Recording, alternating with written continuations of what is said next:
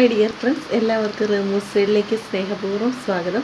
എല്ലാവരും സുഖമായിട്ടിരിക്കുന്നു കരുതുന്നു. ഞങ്ങളും ഇവിടെ സുഖമായിട്ടിരിക്കുന്നു. ഇന്നും ഞാനൊരു കുക്കിംഗ് വീഡിയോയുമായിട്ടാണ് വന്നിരിക്കുന്നത്. ഇന്ന് തയ്യാറാക്കാൻ പോകുന്നത് ബീഫ് കറിയും അതുപോലെ അതിൻ്റെ കൂടെ കപ്പ പുഴുങ്ങിയതുമാണ് തയ്യാറാക്കാൻ പോകുന്നത്. അപ്പോൾ നമുക്ക് വീഡിയോയിലേക്ക് പോകാം. ബീഫ് കറി തയ്യാറാക്കുന്നതിന് വേണ്ടിയിട്ട് 1 കിലോ ബീഫാണ് ഞാനിവിടെ എടുത്തു വച്ചിരിക്കുന്നത്. അത് നന്നായിട്ട് കഴുകി വൃത്തിയാക്കിയതിന് ശേഷം നമുക്ക് കുക്കറി വെച്ചൊന്ന് വേവിക്കാം.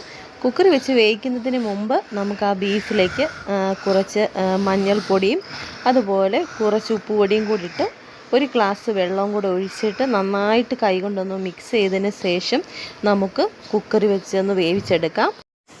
മഞ്ഞൾപ്പൊടിയും ഉപ്പും ഇട്ടതിന് ശേഷം നമുക്ക് നന്നായിട്ടൊന്ന് മിക്സ് ചെയ്തതിന് ശേഷം ഒരു 9 വിസിലടിപ്പിച്ച് നമുക്കൊന്ന് വേവിച്ചെടുക്കാം.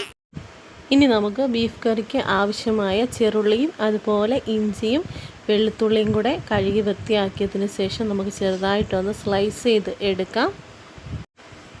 ഇഞ്ചിയും വെളുത്തുള്ളിയും നമുക്ക് ചതച്ച് വേണമെങ്കിലും എടുക്കാം. ഞാനിവിടെ അരിഞ്ഞാണ് ചെറുതായിട്ട് സ്ലൈസ് ചെയ്താണ് എടുത്തത്. പിന്നെ നമുക്ക് ബീഫിലേക്ക് 1 കപ്പ് വെള്ളം കൂടെ ഒഴിച്ച് ഇൻഡക്ഷനിൽ വെച്ച് നമുക്ക് വേവിച്ചെടുക്കാം. ഇനി നമുക്ക് എടുത്തു വെച്ചിരിക്കുന്ന ഇഞ്ചി ഉള്ളിയും അതുപോലെ വെളുത്തുള്ളിയൊക്കെ ഒന്ന് വഴറ്റിയെടുക്കാം. റൈസ് ബ്രാൻ ഓയിലാണ് ഞാനിവിടെ യൂസ് ചെയ്യുന്നത്. നമുക്ക് ഓയിൽ ഒഴിച്ചതിന് ശേഷം കുറച്ച് കടുക് പൊട്ടിക്കാം. അതിനുശേഷം നമ്മൾ എടുത്തു വെച്ചിരിക്കുന്ന ഇഞ്ചി വെളുത്തുള്ളി അതുപോലെ കൊച്ചുള്ളി ഇട്ട് നന്നായിട്ട് വഴറ്റിയെടുക്കാം. ചെറുള്ളി ചേർക്കുമ്പോൾ കറിക്ക് കുറച്ചുകൂടെ നല്ല ടേസ്റ്റി ആയിരിക്കും. സവാള ചേർക്കുമ്പോൾ ചെറുതായിട്ടൊരു മധുരിപ്പ് വരും. നമ്മൾ ചിക്കൻ കറി ഉണക്കല്ല, ബീഫ് കറിക്ക് കുറച്ചുകൂടെ നല്ലതെന്ന് പറയുന്നത് ചെറുള്ളി ആയിരിക്കും.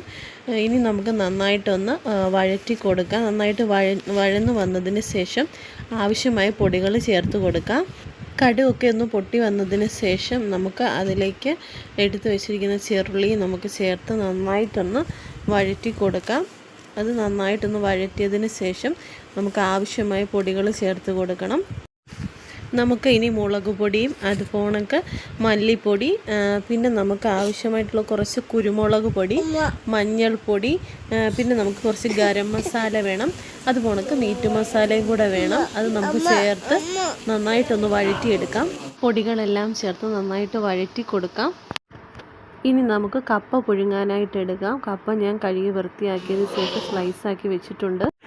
ഈ കപ്പ പുഴുങ്ങാനായിട്ട് എടുത്തിരിക്കുന്ന കലമെന്ന് പറയുന്നത് നമ്മുടെയൊക്കെ ഫേമസ് ആയിട്ടുള്ള മാരാമൺ കൺവെൻഷനിൽ പോയപ്പോൾ മേടിച്ചതായിരുന്നു ഈ കലം. ഈ കലം മേടിച്ച കൂട്ടത്തിന് ഞാൻ ചെറിയൊരു ചട്ടിയും കൂടെ മേടിച്ചിട്ടുണ്ടായിരുന്നു. അത് ഞാൻ ലാസ്റ്റ് വീഡിയോ കാണിച്ചിട്ടുണ്ടായിരുന്നു. നമ്മുടെ ബീഫ് നന്നായിട്ട് വെന്ത് കിട്ടിയിട്ടുണ്ടായിരുന്നു. ഞാൻ എപ്പോഴും അടുത്തൊരു പാത്രത്തിലേക്ക് വെച്ച് ബീഫ് നന്നായിട്ടൊന്ന് ഇളക്കി കുറച്ച് പച്ചക്കറിവേപ്പിലയും കൂടെ അതിൻ്റെ മുകളിലേക്ക് ഇട്ടായിരുന്നു. നമ്മുടെ ബീഫ് കറി ഫൈനൽ സ്റ്റേജ് ആകുമ്പോൾ നമ്മൾ കുറച്ച് ഗരം മസാലയും കൂടെ ഒന്ന് ചേർക്കുന്നത് നല്ലതായിരിക്കും. ഇന്നത്തെ ഈ വീഡിയോ എൻ്റെ ഫ്രണ്ട്സിന് ഇഷ്ടപ്പെട്ടെങ്കിൽ ലൈക്ക് ചെയ്യുക, ഷെയർ ചെയ്യുക, നല്ല കമൻറ്റ്സ് അറിയിക്കുക. അപ്പോൾ ടാറ്റാ, ബൈ ബൈ.